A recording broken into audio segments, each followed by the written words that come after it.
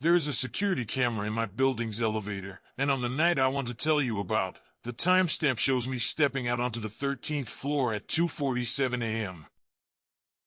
My building has 12 floors. It has never had a 13th. I want to back up, because none of this makes sense unless I tell it in order, the way it actually happened to me. I moved into the building about 8 months ago. It's an old pre-war place, 12 stories, the kind with a brass panel in the elevator that still has the original button covers, half of them worn smooth from 80 years of thumbs. Floor 1 through 12, a button for the lobby, a button for the basement. That's it. I checked, because after the first strange night, I went and counted the buttons myself, twice, running my finger over each one like it might change if I touched it enough. The first time it happened, I almost didn't notice. I was coming home late from a shift, half asleep on my feet, and I pressed 9 for my floor. The doors closed. The elevator did its usual groan and shudder. And then it stopped, and the little number display above the door, the one that ticks up as you pass each floor, showed a 13 where I expected a 9. I remember laughing a little, the way you do when your tired brain is clearly playing a trick on you. I figured it was a glitch, an old display losing a segment so the 9 read wrong. The doors opened. The hallway on the other side did not look like my hallway. My floor has beige carpet and fluorescent lighting that hums a little too loud. This hallway had carpet the color of a bruise, and the light came from somewhere I couldn't place, soft and yellow, like the whole hall was lit through old cloth. It smelled like a swimming pool that had been closed for years. And it was long. Longer than a building this size should allow, stretching back into a dimness that didn't resolve into a wall no matter how far I let my eyes travel. I didn't step out. I want to be clear about that, because it matters later. I stood in the doorway with my hand against the rubber edge so the doors couldn't close on me, and I just looked. And somewhere down that impossible hallway, a door was open. Just one, about halfway down, spilling a thin blade of white light onto the bruise-colored carpet. I couldn't see anything else. No numbers on the doors. No sound. But I had the distinct, cold certainty that if I waited there long enough, something in that room was going to notice me standing in the frame. I let go of the rubber edge. The doors closed. The elevator continued up, normal as anything, and let me out on 9 like nothing had happened. I told myself it was sleep deprivation. A hallucination brought on by exhaustion and bad lighting. That explanation held for almost 3 weeks, and I want to be honest with you that I mostly stopped thinking about it, the way your brain quietly files away things it doesn't want to carry around. Then it happened again, and this time I wasn't tired at all. It was a Tuesday. I'd been up reading, wide awake, and I went down to the lobby around 1 in the morning to grab a package the doorman had left out after hours.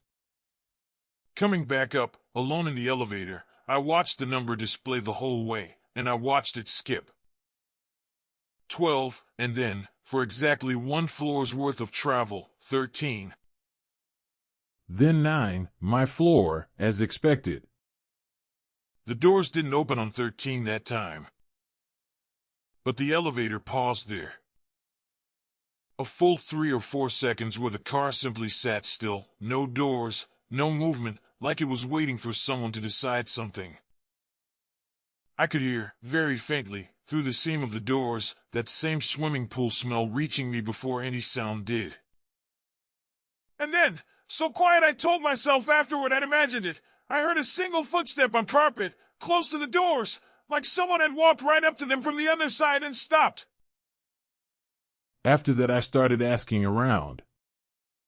Not directly, because I didn't want to sound insane to my neighbors, but carefully, over small talk in the laundry room and by the mailboxes.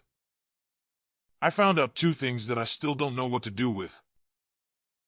The first is that the building's own floor plans, filed with the city, and framed in a glass case by the old fire escape map on the ground floor, list exactly 12 residential floors above the lobby. No 13th. No gap in the numbering to suggest one was ever removed. Structurally, on paper, my building is exactly as tall as it appears. The second thing is what an older woman named Mrs. Okafor, who has lived here since the 70s, told me when I finally worked up the nerve to ask her, carefully, whether she'd ever noticed anything odd about the elevator at night. She didn't laugh it off. She got very quiet, and she told me that when she first moved in, back when the building still had an elevator operator, there had been talk of a 13th floor that got sealed off sometime in the 50s. Before her time, after what she only called an incident. She said the operators used to joke that you could still call it if the car was empty enough and it was late enough, but that none of them ever wanted to find out. She said it like she was repeating something she'd been warned not to fully believe, and not to fully dismiss either. I should have left it there. I want you to understand that I know that now. But 3 nights after talking to her, I was in the elevator again, alone, at that same dead hour, and the display ticked up to 13, and this time the doors opened. The hallway was exactly as I remembered it. The bruised carpet, the swimming pool smell, thicker now, almost wet in my throat. And the door down the hall was open again, that same blade of white light lying across the carpet, except this time I could see that the light was moving. Very slightly, the way light moves when someone inside the room is walking back and forth in front of a lamp. I don't fully know why I stepped out. I've turned it over so many times since, and the honest answer is that some small, stubborn part of me needed to know it was real, needed there to be an explanation I could hold on to, even a bad one. So I stepped onto the bruise-colored carpet, and behind me, without any warning chime, the elevator doors closed. I turned around immediately and pressed the call button. Nothing lit up. There was no call button. There was just a smooth expanse of wall where the elevator had been, seamless, as if it had never been a wall with a door in it at all, just wallpaper pretending. I stood there for what felt like a long time, though I have no real way to measure it, because my phone showed no signal and, more unsettling, no time. Just a blank clock face, refusing to commit to a number. Then the light down the hall went out. Not dimmed. Out, all at once, like a held breath being let go.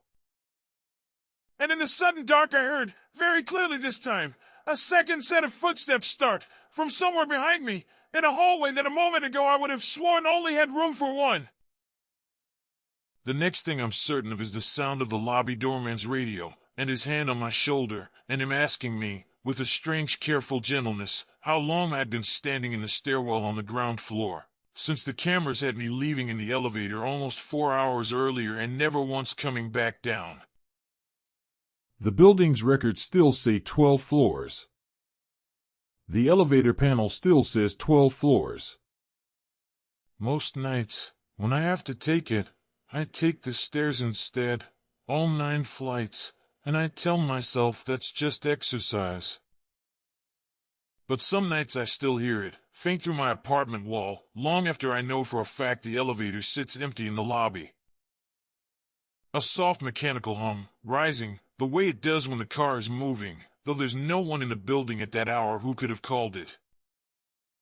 And every time, it stops on the same floor for exactly the same handful of seconds before it starts again and continues on, as if it were simply, patiently, still looking for me.